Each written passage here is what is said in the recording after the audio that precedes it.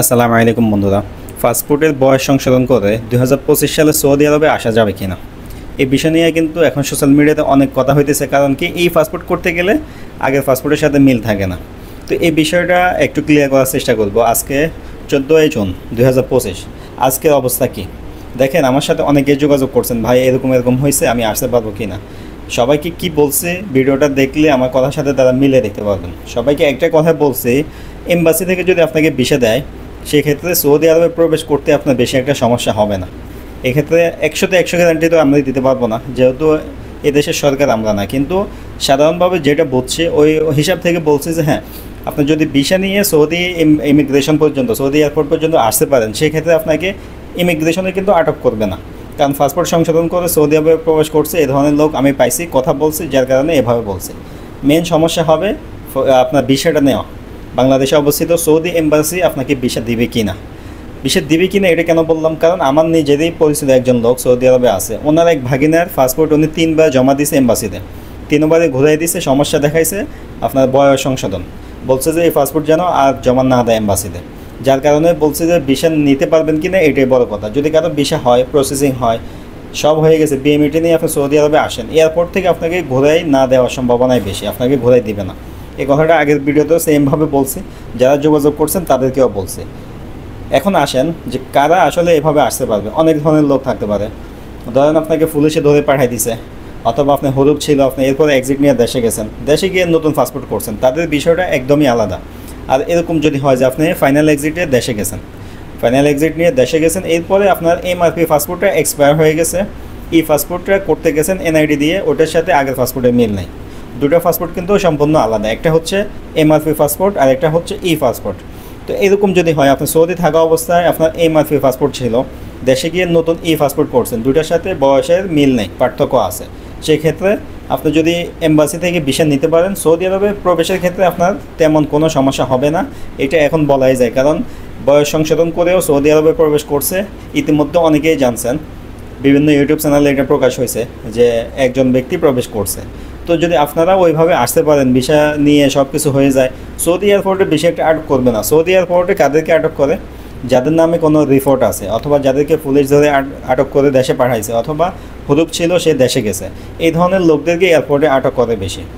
তাছাড়া এমনিতে আপনি লিগেলভাবে গেছেন, লিগেলভাবে যাওয়ার পরে আপনি হয়তো পাসপোর্ট সংশোধন করে সৌদি আরবে প্রবেশ করছেন, সেক্ষেত্রে আপনাকে আটক করবে না, কারণ তারা চেক করবে আপনার নামে কোনো রিপোর্ট আছে কি না। রিপোর্ট যদি থাকে সেক্ষেত্রে আপনাকে ঘোরাই দিবে, এমনিতে আপনাকে ঘোরাই না দেওয়ার সম্ভাবনা বেশি। তো এখানে 100% গ্যারান্টি ভাই কেউ দিতে পারবে না। কোনো ইউটিউবার যদি বলে যে হ্যাঁ আমি গ্যারান্টি দিতেছি আপনি আসেন, এটা আমি মনে করবো তার ভুল হবে। একটু 90% দেওয়া যাইতে পারে, একটু হইলেও ছাড় দিতে হবে। কারণ কি, এটা অন্য দেশের একটা আইনের ব্যাপার, হয়তো বা যে কোনো একটা সঙ্গত কারণে আপনাকে ঘুরাই দিল, তখন জবাবদিহিটা কে করবে। এই কারণেই আমরা 50-50 চান্স দিই। যদি আপনি লিগেলভাবে যান, গিয়ে এমআরপি পাসপোর্ট থেকে এই পাসপোর্টে আসেন, ওই অবস্থাতে আপনি বয়স মিল নাই, এখন আপনি ভিসা নিতে পারছেন, তাহলে আপনি ঢুকতে পারবেন, সম্ভাবনা আছে। যারা যোগাযোগ করছেন মেসেঞ্জারে বা হোয়াটসঅ্যাপে, তাদেরকে কি বলছি আপনারা ভালো করে জানেন। এখানে আমি আপনাদেরকে মিথ্যা কোনো আশ্বাস বা বাড়তি কোনো কিছু বইলা উৎসাহিত কইরা বিপদে ফেলানোর মতো লোক আমি না, এটা আমার কোনো উচিত হবে না। আমি যদি সম্ভব হয় আপনাকে সঠিক একটা পরামর্শ দিলে আপনার যদি উপকার হয়, এতটুকুই। আমার পরামর্শ শুনে আপনার টাকা লস হোক, আপনি ঝামেলা পড়েন, এটা আমি কখনোই চাইবো না। আমি আশা করি এটা কেউ চাইবে না।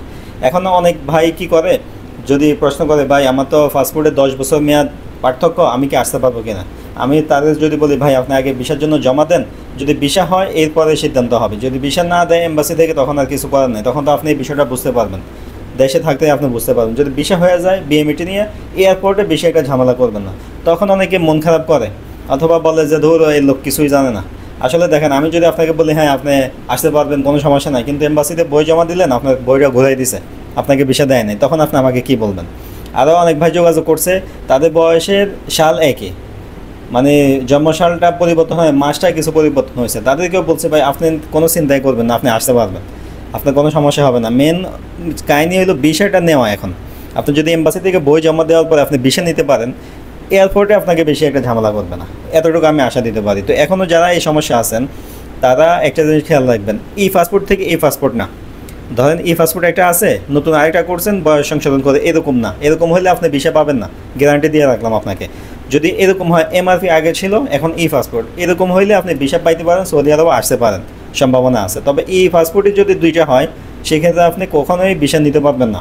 আপনি আমার কথাটা মিলে দেখতে পারেন। তবে এমআরপি থেকে এ হইলে ইনশাল্লাহ সম্ভাবনা আছে আপনি ঝামেলা ছাড়া সৌদি আরবে পুনরায় আসতে পারবেন। তবে যারা লিগেলভাবে সৌদি থেকে বাংলাদেশে গেছেন, এই ধরনের লোক যারা অবৈধভাবে গেছেন যে কোনো কারণে, তাদের কথা আলাদা। তাদের পাসপোর্ট সংশোধন অসংশোধন এরকম কোনো কথাই আর আসবে না।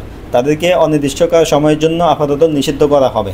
পরবর্তীতে কোনো সুযোগ দিলে তারা হয়তো বা সৌদি আরবে প্রবেশ করতে পারবে। আমরা দেখেন সৌদি আরব আবশির বা জাওয়াজাত বা আবশির তো সৌদি আপনার পাসপোর্ট প্ল্যাটফর্মই, এসব টুইটারে বিভিন্ন সময় কমেন্ট করে মেসেজ দেয় বিভিন্ন প্রশ্নের জন্য, তারা অনেক সময় উত্তর দেয়। এরকম প্রশ্ন করছি পাসপোর্ট সংশোধন করে আসতে পারবে কি না। তারা কিন্তু বলছে যে যদি আপনি লিগেলভাবে যান তাহলে আপনি প্রবেশ করতে পারবেন। এখন এখানে কিন্তু আমিও বিস্তারিত বলতে পারি না যে আমার বয়স এরকম হয়েছে বা আমার মা বাবার নাম এরকম, নিজের নাম চেঞ্জ হয়েছে, ঠিকানা চেঞ্জ হয়েছে, অনেক সমস্যা থাকতে পারে, বিস্তারিত তার বলা হয় না। কিন্তু সংশোধনের কথা বলছি, ওনারা রিপ্লাই দিয়েছে হ্যাঁ পাসপোর্ট সংশোধন করে প্রবেশ করতে পারবে নতুন ভিসা দিয়ে যদি লিগেলভাবে কেউ যায়। তো আশা করি বুঝতে পারছেন, যাদের আগের এমআরপি ছিল এখন ই পাসপোর্ট, দুই পাসপোর্টের মধ্যে সংশোধন হয়েছে, পার্থক্য আছে বয়স বা নাম, তারা যদি এম্বাসি থেকে ভিসা নিতে পারেন ইনশাল্লাহ সৌদি আরবে প্রবেশ করতে আপনার কোনো সমস্যা হবে না। তো যারা আমার কথা শুনে মন খারাপ করছেন বা আপনি রাগারাগি বা হয়তো গালমন্দও করতে পারেন, তাদেরকে বলতে চাই ভাই সৌদি আরব আমাদের হাতে না, আমাদের আইন না। তারা যেটা বলবে আইনে যেটা আছে আমরা ওটাই বলতে পারি। আমার কথা শুনে আপনি ভিসার কাজ করলেন, পরে 4 লাখ টাকা লস খাইলেন, এই দায়িত্ব আর আমি নেব না, তাই না? এই কারণে তো আমি আপনাকে 100% কোনো কিছু গ্যারান্টি দিব না কখনো। আপনাকে আমি সম্ভাব্য যে সম্ভাবনাগুলো আছে এই ধরনের কথা বলতে পারি, আশা দিতে পারি। যদি স্টেপ বাই স্টেপ কাজ হয়ে যায় আলহামদুলিল্লাহ, কোনো সমস্যা পড়লেন না, হয়ে গেছে। সমস্যা পড়লে তো আমার নিজের কাছেও খারাপ লাগবে, তখন আপনিও আমাকে অনেক কথা শোনাবেন।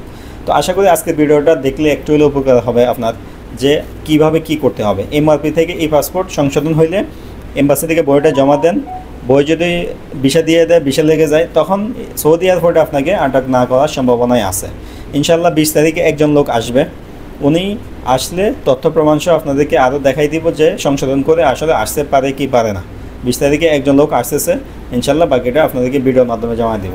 সবাই ভালো থাকবেন, দেখা হবে নতুন ভিডিওতে। আসসালামু আলাইকুম।